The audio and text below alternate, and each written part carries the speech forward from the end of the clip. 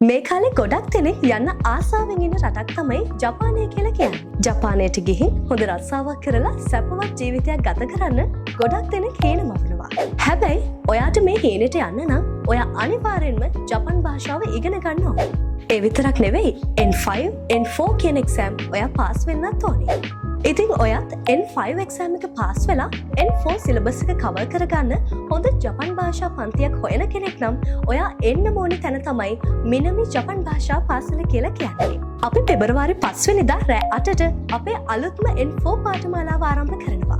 ඉතින් මේ පාඨමාලාවේ මින්නනු නිහංග පොතේ 20 වෙනි පාඩමේ ඉඳලා 50 වෙනි පාඩම දක්වාද සියලුම ව්‍යාකරණ ඇතුළු සම්පූර්ණ පාඩම් ටික kanji 500 දක්වා සහ සවන් දීම ප්‍රශ්න පේපර්ස් කරනවා.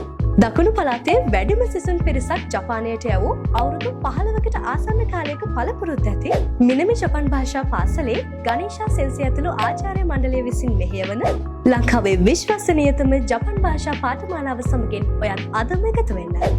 ඉතින් ඔයා තාමත් රෙජිස්ටර් වෙලා නැත්නම් තිරේ දිස්වන අංකවලට කතා කරලා දැන්ම රෙජිස්ටර් වෙන්න. ඔයාගේ ජපන් හීනයට අපි පාර කියන්න.